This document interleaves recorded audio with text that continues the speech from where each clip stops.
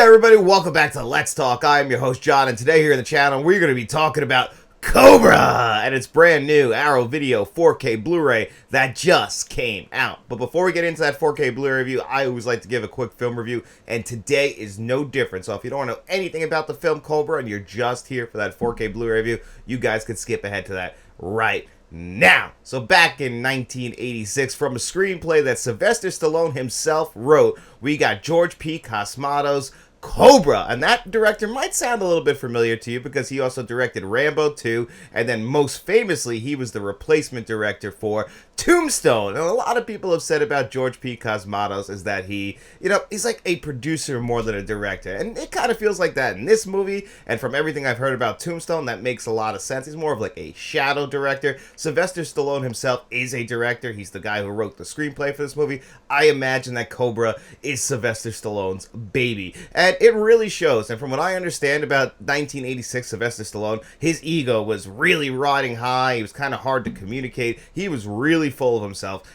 And then, of course, that Sylvester Stallone makes a lot of sense. That would be the guy who would direct this movie, because this is a Sylvester Stallone vehicle through and through. And maybe some people should have interfered and said, some of this stuff's a little bit too wild. Because originally, Sylvester Stallone was supposed to star in Beverly Hills Cop. He kind of adjusted the screenplay to be more about him, make it a little bit more serious, take some of the jokes out of him. And it didn't really work out. So all of his ideas he took from Beverly Hills Cop, he moved it over to Cobra and wrote that screenplay. A lot of similarities. You can see this badass cop. Of course, it being Sylvester Stallone, he obviously had to make it all about himself, and I can see that probably turned off people at Beverly Hills Cop, and them making that movie, and of course the budget ballooned up. But you know what? The budget for this is pretty high, but it was a financial success, so you can't really argue with the results too much, because people did want to come out and see Sylvester Stallone in 1986. You can't deny that. He's one of the big movie stars of the 1980s. 1980s didn't really have superhero films, but they had movie stars who were almost bigger than superheroes. You had Arnold Schwarzenegger, Sylvester Stallone.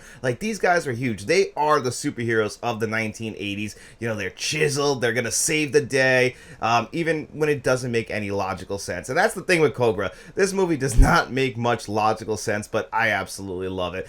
Even though it's a very flawed film, it's just one of those 1980s cheese fests that I just absolutely adore, just because it's kind of hard to believe that a movie like this could exist and it can be at all believable. Because just as we open the movie, a guy's robbing a supermarket, and the SWAT team, the police, they can't handle it. It's like, all right, call in the Cobra. Cobra's name, of course, Marion Cabretti. That's where we get Cobra from. He's got the Cobra on his gun, everything. He pulls up in his, his car. He still somehow works for the police department under the zombie squad, but they got a car for him. When you call him in, he's going to be the guy. He's stronger than the entire police force and the SWAT department, but he follows his own rules. And that means, unfortunately, people might die if they get in his way, because, he's got to follow his own code. Where the law ends, that's where he begins. And he goes in the supermarket, and of course, he saves the day. The guy's like, I'm going to blow up the supermarket. He's like, that's okay, I don't shop here. The way Stallone's talking throughout this whole movie is ridiculous, banging out one-liner after one-liner. He's like, you're a disease, and I'm the cure. And of course, he's got like the toothpick or the match hanging out of his mouth the entire time, the really tight jeans that he must have worked his ass off to fit into him, the badass sunglasses. Again, just absolutely ridiculous. Of course, he saves the day here, but he's going to piss off all the other cops because they don't like him because he's dangerous. He puts other people in danger, but he's like, hey, it's the only way to save the day. And of course, we've got a new cult coming to fruition, the New World. And, who's going to take them down as well? Sylvester Stallone's real-life wife at the time, Bridget Nielsen, plays the love interest in this movie. She witnesses these guys, this cult, killing somebody. And of course, now they're coming for her. And one thing that really stood out to me is Bridget Nielsen's boss at the time, comes up to her just so nonchalantly. I guess this is the 80s. It's not that I would be crazy not to want to have sex with you, but don't just have sex with me for me. Do it for your career. Basically saying, if you really want to move up, you're very talented, but you're going to have to bang me first or it ain't going to happen. And just so nonchalantly put in this movie really just shows you the times, and unfortunately, not the greatest thing about the 1980s. And eventually, obviously, this would all blow up in a lot of people's faces, but it's just funny that it's right here in the movie. It's just a normal thing. If a woman wants to move up, she's going to have to sleep with this guy. It's Sylvester Stallone's wife, though, so it might be trying to prove a point, women should be respected as well. Of Of course, Stallone saves the day, and he's going to take her to a small town to protect her because it's just like Witness. They won't go looking for her there. Of course they do, because that's just what they're going to do. And Stallone, being the guy that he is, he's able to take them all down. It's just a ridiculous 1980s action movie that I absolutely love. Makes no logical sense at all, but it doesn't have to. I mean, this is a movie that includes a scene where Sylvester Stallone comes home. He wants to clean his gun, so he keeps all that stuff in an egg carton. But while he's sitting there, cleaning his gun out, he wants a slice of pizza. Box with one slice in it. He walks over to the table, opens the pizza.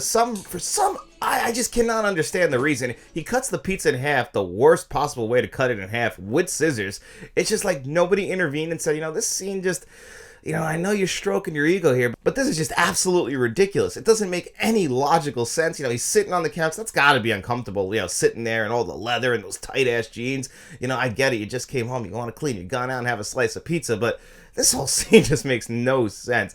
And, just again, from understanding, when this movie was made, how it was made, it just feels like a huge ego trip for Sylvester Stallone. And obviously, we wouldn't get another movie like this from Stallone, but it's just, it's kind of almost like a time capsule. You kind of can see this movie and it's Sylvester Stallone in 1986, not the humble Stallone of the 1970s. This is him really riding a wave, and this movie came out of that. And honestly, like I said, I know it's not really a very good movie. I don't blame anyone for hating this movie, but if you're fan of 1980s cheese, this is a cheesy mess that you're just going to absolutely have a blast with, and I can always recommend the film for that reason and that reason alone. Don't go into this expecting something that's going to be intellectually stimulating, because that's something that Cobra will never be. It's something that it's never trying to be. It's just a good time. It's fun. It's 90 minutes in and out. It's not a very well put together movie, believe me, but it's still a lot of fun. And if you're somebody who's into this movie, maybe you want to pick up this Arrow Video 4K Blu-ray that we're going to talk about right now. Your disease, and I'm the cure. Die! And here it is, the Arrow Video version of Cobra on 4K Blu-ray. This will be replacing my Shout Factory Blu-ray that came out in, I think, 2019. And it's pretty interesting to see the rights turn over like that. At least here in the United States. I can see if Cobra got a UK release only, but for it to be replacing the Shout Factory rights, the rights must have transferred somewhere, which is just very interesting for a movie like Cobra. It still feels like it would fit into the Shout Factory family, but hey, I'm all here for it. I do believe that Arrow Video is slightly better than Shout Factory, but either way, or let's see what they gave us here. Again, I'll be replacing this one with this one, which has the same exact artwork on it, which is, this is the movie poster. I like that they gave us the slipcover. I, of course, would have liked the Arrow Video obese box, but I understand, maybe Cobra's not like the most popular film out there, which I totally understand as well. You come underneath, you get different artwork. It is reversible, so if you want it to look like this and not have it look like this, you can do that. I like this alternate artwork, honestly. I think it works, and you get the best of both worlds. When you come inside,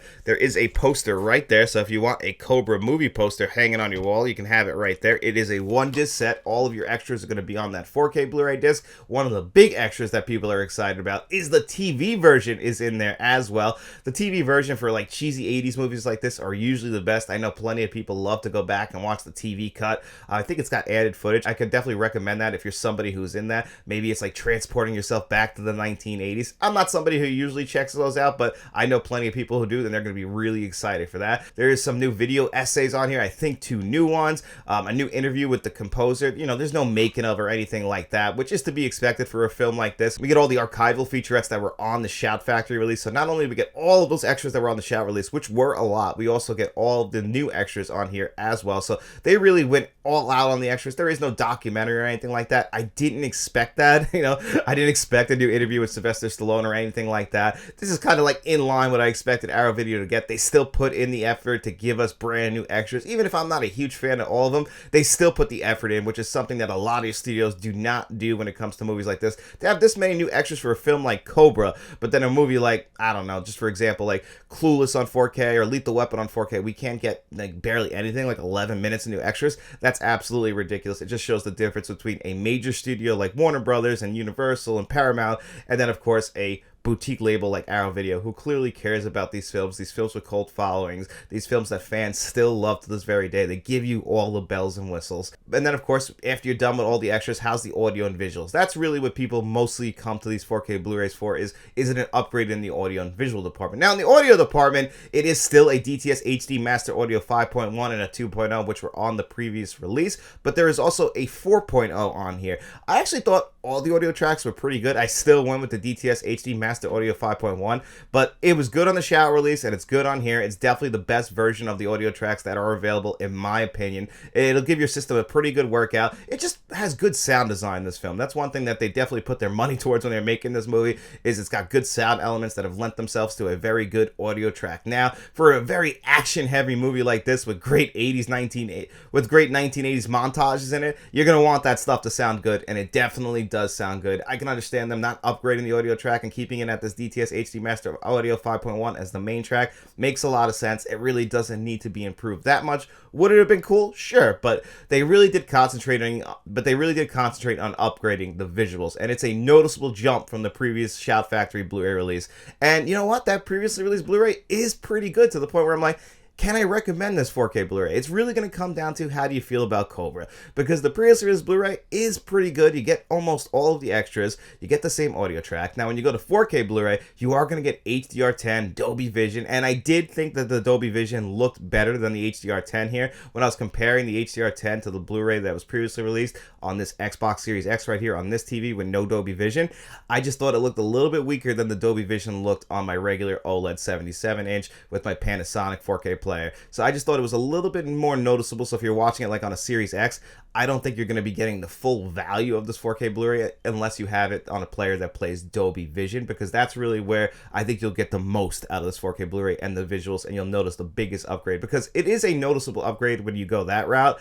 I wouldn't say it's the world's biggest upgrade as far as visuals go, but it is noticeable, and it's by far the definitive edition of Cobra on 4K Blu-ray. It looks, I would say, a slight step down from some of Arrow Video's best 4K Blu-ray releases, but still very solid in the visual department. The colors look great. The sharpness is great. You know, you can see all of the details. There's some scenes, very little scenes, that might look a little like murky, but really it's not that much to complain about. It's definitely not worth complaining about. Overall, this is a very nice visual upgrade. Another great release from Arrow Video, who always seems to give us great releases. There's really nothing in here to complain about. You know, this isn't a very beloved 1980s film, but it's loved by so many people like myself who just enjoy those 1980s cheesy films. And to see Arrow Video, you know, not half-ass this release for a film that, you know, I think a lot of people might have forgiven if they did, just because it's Cobra, and a lot of people think this movie's absolutely ridiculous, which it is, but I've always said that it's ridiculous in the best way possible. Don't go into this thinking it's a masterpiece, because it isn't. Go into this just thinking I might have a good time watching a cheesy Stallone film from the 1980s,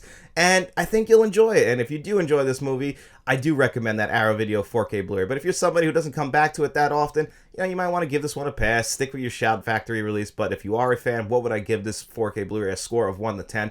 I'm going to give Cobra on 4K Blu-ray a pretty damn solid 9 out of 10. And guys, that's going to do it here for me on another episode of Let's Talk. I hope you guys enjoyed this video. And if you did, don't forget to like this video, guys. Share this video. Subscribe to the channel. If you want to upgrade and become a channel member, we have a Friends of the Channel tier, a Producers tier, where you'll find Ben Rondo and John Doe Juggalo. We also have a Directors tier where you're going to find Frank from Frank's Media and Reviews, Kevin Kruger, Uncle V, Stone Gas Man, and Nicholas Het. I hope I said everybody's name there. And then, of course, we have our channel bankroll member in Mr. Smelly Potato. You guys can look for all the information on how to join those tiers in the description below. But, of course, guys, if you got no money to throw away, don't you worry about it at all. We just hope you enjoyed the video. And if you did, get out in those streets, tell your friends about us, and then we'll be seeing you around.